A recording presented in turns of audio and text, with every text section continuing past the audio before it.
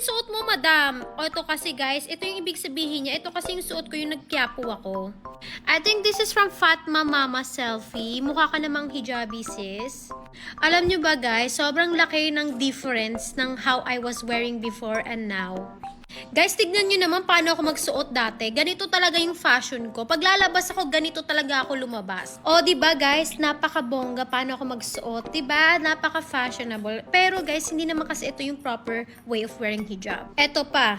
Ganyan talaga ako magsuot, guys. Ang laki ng difference nung nandoon ako at nandito ako. Sobrang laki ng difference na. Eto pa, ganyan. Ganyan talaga ako lumabas.